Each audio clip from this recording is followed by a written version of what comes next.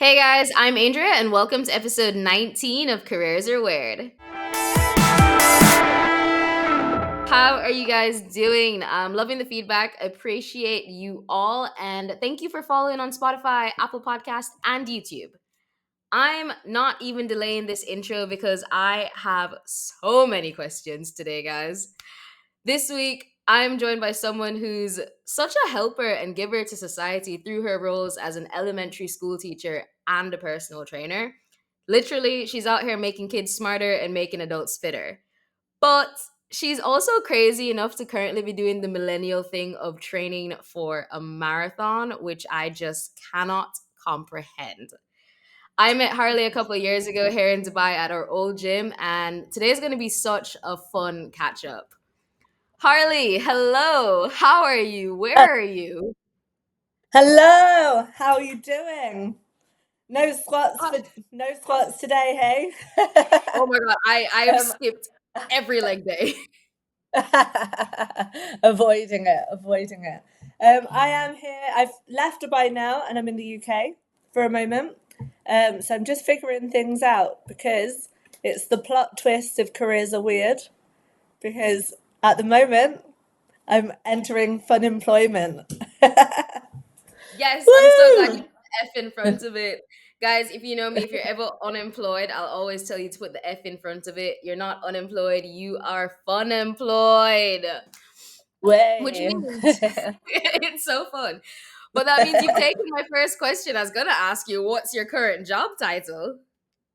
Okay, so at the moment, so my at current job title is that I don't have one, and I'm just figuring things out to what exactly what I need, to make my life a little bit better and to make learning and teaching a lot more fun and to follow my passions.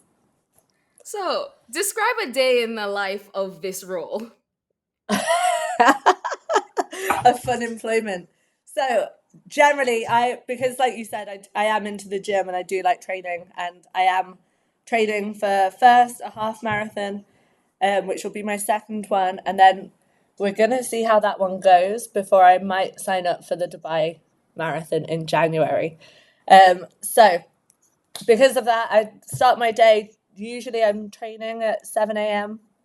Get out of bed, brush my teeth, wash my face, and go to train.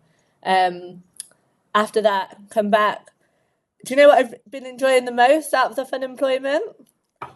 Tell And I me. know that you do it too when you're working at home, is home cooked food. Ah, I was like, what are you about to tell the people, including my boss, what I do when I'm working from home? No, I'm so used to the fast life in Dubai. So usually cooking all my meals a week in advance. So coming home, cooking fresh breakfast, fresh lunches and stuff like that. So come home, have my breakfast, have a nice coffee, sit down, check emails. Usually check emails to see what new job vacancies there are. And within that, I'm still working for myself, but I'm doing different online courses. So I'm finishing off a nutrition course at the moment. Handed that in yesterday, and I'm going to be signing up to another course online. So just trying to better myself whilst figuring the direction that I want to go into. And then, laugh out loud, I am usually doing double training sessions. So my afternoons are going back to the gym, socializing, and then the evenings, that's where all the fun is. So doing something different in the evenings, going exploring, going for dinner, meeting friends, or just having a night on the sofa watching home TV. It's a bit different to Dubai Oh where my we were watching god. Netflix. Careers are weird, fam. Might I suggest that we all strive for fun employment as our next titles because wow, that day, bliss, Harley. Oh, Yes. fun and jokes aside, though, I know being fun employed is a big, bold move that you've made. What were you doing prior to being fun employed? Okay, so it is a big, brave mood and move. Can't get my words out thinking about it. So prior to that, I would say that I was working as a primary school teacher and leading English in a school in Dubai. So I was full-time teaching a grade 5 class. And in the process of that, I was doing additional private tutoring, and I was coaching at a gym in Dubai. So I was doing fitness classes for adults, and basically preparing for fun employment. So it all sounds luxurious now that I'm not stressing about work, but there was a year plan ahead of this, which I had to make financially to be able to do it and be in this position, living rent free. Been with your mum, but it's just nice to come back to the UK and kind of reconnect with family as well. So I'm taking the time out as a bit of a reconnecting with family, because you know what it's like being an expat. It's a little bit of a challenge to be That's away so from your cool. family. Yeah, no, it is really hard to be away. So you had that one last year was really manic because you were planning for your fun employment year, which is also great. You actually planned fun employment. Some people don't get that choice. What Yeah. is a day in the life of a school teacher though? I mean, I'm trying to think like back when I was in primary school, what would my teachers actually do? I know they taught me, but like what's a day in the life of that sort of career? And yeah, 100%. So we think that, so as a kid, when we look up to our teachers, we know that the teachers are present with us from the minute that we step into the school gates, right? Um, so obviously, whilst the kids are at school, we're teaching. We are starting the day off doing different activity starters, making learning fun. What are they looking forward to when they get to the classroom? Then it's coffee time. That's one of the best times. Coffee time comes, the kids go to break. And within that, generally your timetable is pretty much from, in Dubai they come to school at 7:30 and they leave at about 2:40, so you're with the kids all day. When the kids before school and after school, that's when the admin tasks come. So planning for lessons, assessing, personal develop or professional development, personal development, any kind of meetings that you have to have for progression or inspections, which we all know and love are a big thing in teaching. So that's when all the admin work gets done. And sometimes it doesn't always stay at school. We're taking that home and getting on with it in our pajamas too. I was saying I don't really associate teaching with a bunch of admin tasks. Sometimes like the way I'm way outside the education system. Sometimes I feel like it's, lesson plan, teach the lessons, grade the homework or the exams, and that's it. What sort of admin do you mean for teachers? Like what do you do? So lesson planning itself takes quite a long time. So lesson planning, we have to take the different curriculum topics and make it into relevant for our children. So with that, the lesson planning and PowerPoints and things like that ready for the kids to learn from and resources.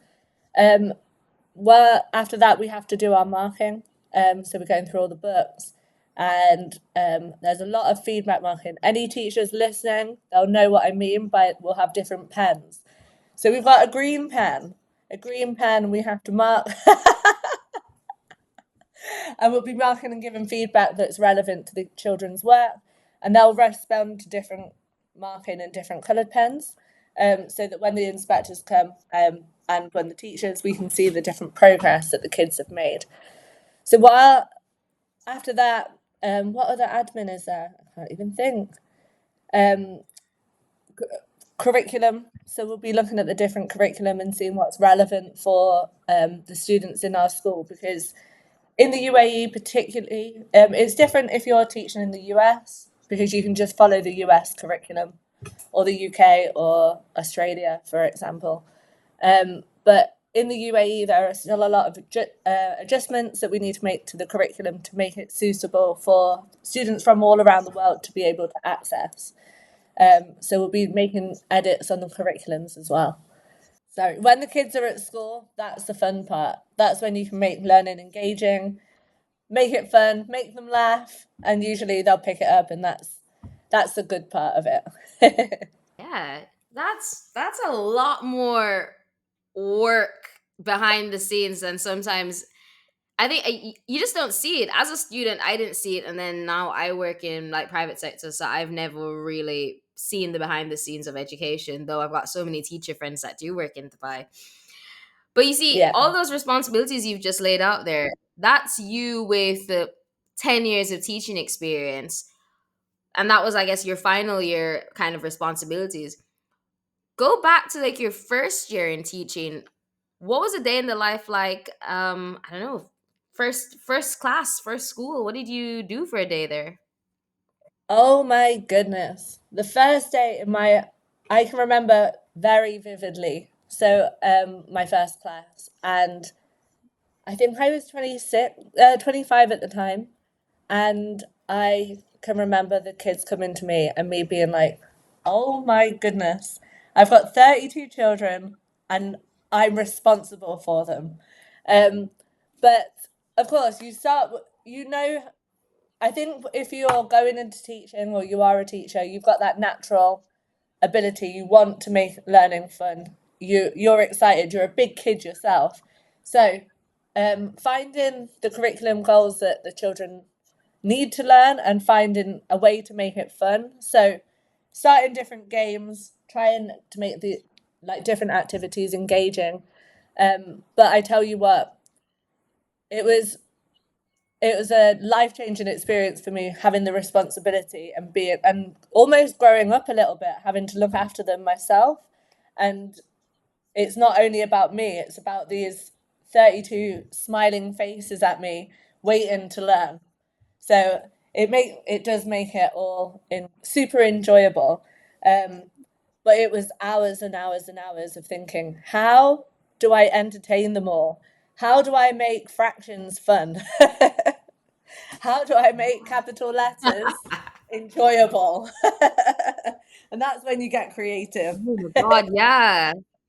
Yeah, the first, my first year of teaching, a lot more work went in behind the doors, um, that nobody saw. So I was probably working till about 8 p.m. most nights, going into school at 8 a.m. in the mornings. Kids would leave around 3:30 in the UK, and then it was home, cup of tea, a snack, and then it would be now how do I entertain them tomorrow? Because of course you're still Oh starting my your new god. career. But you learn on the job. Teaching is a job that you learn on the job.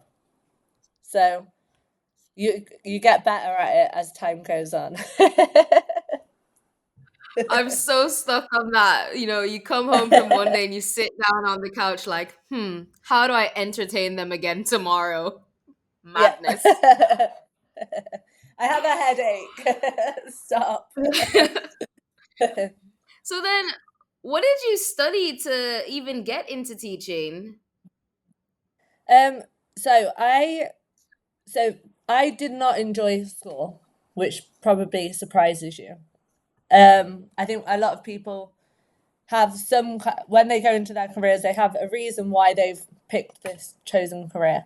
So I didn't enjoy school. I found it really difficult to learn, and I just wanted to help people. But I guess the area that I grew up has got quite a high crime rate. So initially, I wanted to learn I wanted to learn law so that I could help people who had been criminals, basically, and study criminology. And from that, I realised very quickly that I'd picked the wrong degree. I did law and politics at uni. I got in through what you call clearing. You've got a law degree? I've got a law degree, yes. Harley, what? Nice. Yeah. But I got in. So I finished college. I then went to I did my A levels, but I didn't do very well in my A levels. And I still didn't know what I wanted to do. I actually, if I'm honest with you, I thought I was going to work. I was working in a supermarket at the time, and there was a progression in the supermarket, and I thought, I'm going to do that. I'm going to be a manager. And for those of you from the UK, at Tesco, I was like, I'm going to go and work in Tesco. That's going to be my career of choice, and learn on the job. And a friend of mine said, just try and apply. We'll have some fun at uni together. So that's what I did. Wanted to help people, put all my skills together, and decided to do a law and politics degree, um, realizing that that probably wasn't a degree that was actually going to help me where I wanted to go. Um, and at the time, I had a partner who had a son. So I was spending a lot of time with my partner and his son, and I thought, I'm gonna, I love kids. I love children. And if I can help them enjoy education the way that I didn't enjoy education, that's what I want to go, want to go and do. So I'd actually moved cities at the time. I moved to London. Um, and when I moved there, I had a job as in a bar. So I was learning to, I was doing bar work in the daytime, and in the evening, in the daytimes, in the mornings, I was volunteering in a school. So I would go in, read with children, help them with their interventions for children who aren't achieving where they should be. And after doing a few months, I got a job as a teaching assistant. So I did that for a year. And then I applied for, I actually got on the first year. So to be a teacher, you have to have a PGCE or an education degree. But because I already got a degree, I got accepted onto the first year of like a work-based learning for teachers. So I got paid on the job whilst I was in school full time. So a bit of an apprenticeship type role. And I think that was the best thing. And then I've been a teacher ever since. Whoa. That's like, guys, careers are weird. So supermarket to law school to bartender to like volunteering at a school to teaching assistant to teacher in Yeah, Dubai yeah, to yeah. currently personal trainer, fitness person, nutrition person. Like, Harley, careers are weird, bro. They are weird. But I think that's the message, isn't it? Everything can change. I'm so. When you were sitting in law school, then doing your undergrad, is your career right now anything you thought it would have been back when you were 18, 19 in law school? Absolutely not. Never.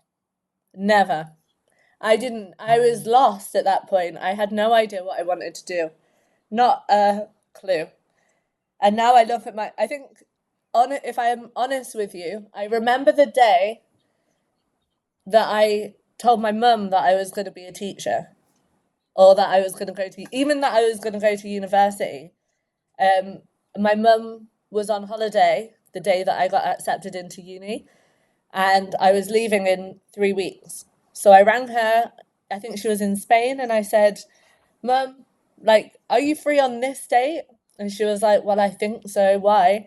I was like, oh, well, I've organised everything else, but I just need you to drive me to the next city because I'm going to uni. And she was like, what on earth? So never, let alone being not so great at school, to being a teacher, to moving to Dubai, you know. Careers are weird. And you've gone like from, they're so strange. Honestly, they're so weird. So then you've gone through teaching, and I guess you did what, 10 years of teaching. So year 9, you started to make some changes into Yeah. another field. What drove that change?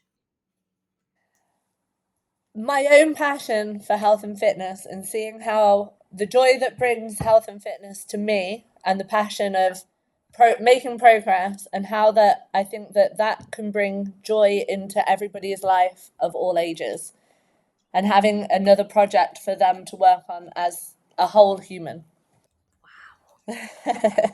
Yeah. Do you? Have you always been super into fitness though? I've always been into the gym.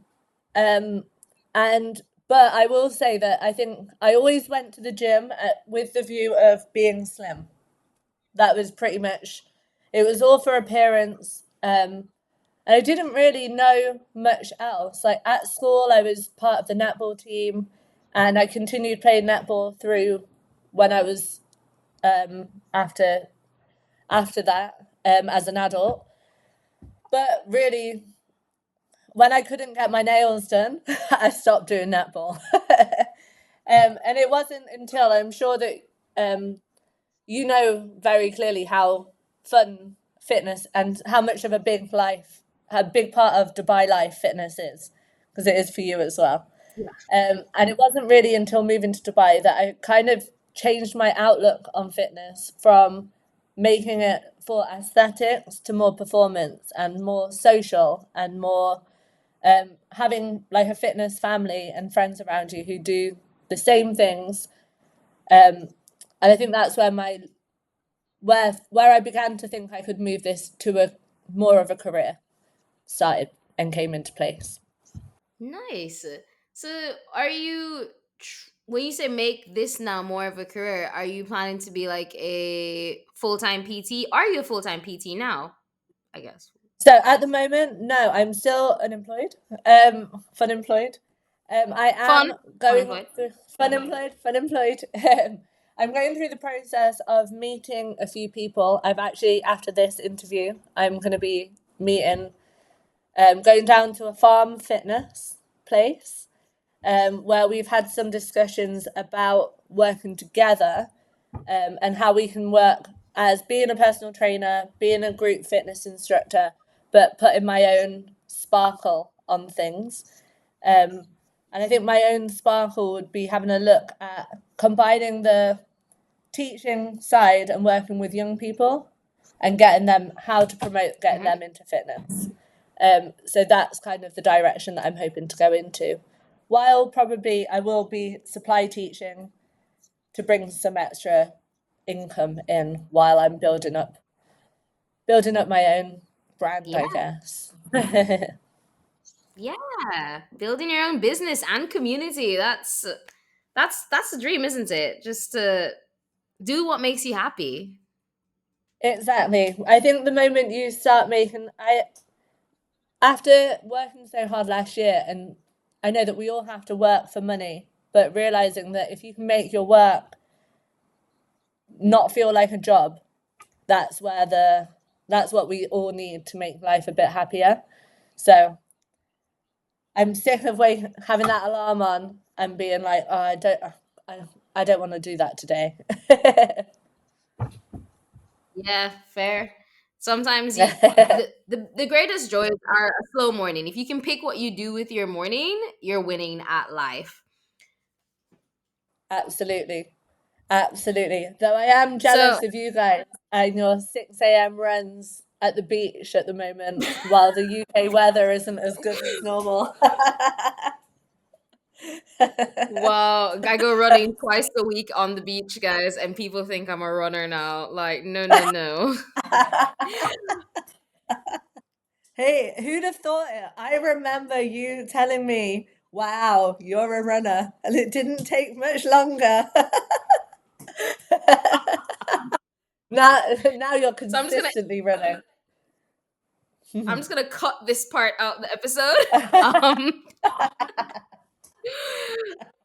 all right, Maybe I'll Harley, thank consider you so much for sharing about your really weird career so far. But before I let you go, for those people who are considering a big career change, like the one that you've recently done, what's one piece of advice that you'd offer before they do that? it. That's a really good question. Honestly, they kind of go hand in hand. Be smart, financially plan where you're going, but take the risk. Take the risk and It sounds very cliche, but the universe will look after you. Like it will come to you. So take the risk, follow your heart, and you will get there. But financially plan. Financially fun. Financially No, plan. that's really, really good advice. No, and look, it's a privilege to be able to make choices like this and being able to have one less thing to stress about, which is the financial side of it, makes it easier for you to believe in yourself and trust yourself. So I actually think that's really great advice to just be smart, but also trust the universe because the universe is out there doing its thing. I believe It that. is. Look after it, and it will look after you. Put that's it. That, you know what? That's the Amen. quote for the episode. Look after the universe and it will look after you. Wow, Harley, thank you so much for coming on the show. This is probably the only time I've actually ever asked you about your career in the years I've known you. So can't believe it's taken this long, but no, really, thanks for coming on and sharing about your career. It's super cool, super weird, but I love it. Thank you for having me. Thank you for having me. Guys, Harley is really, really bad with LinkedIn, so I will not be linking her LinkedIn up at the end of this show.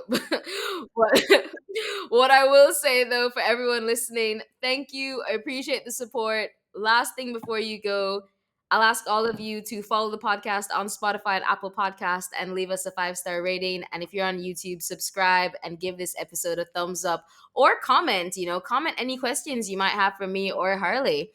And you guys know new episodes are out every Wednesday. So until then, stay weird and stay ambitious, my friends.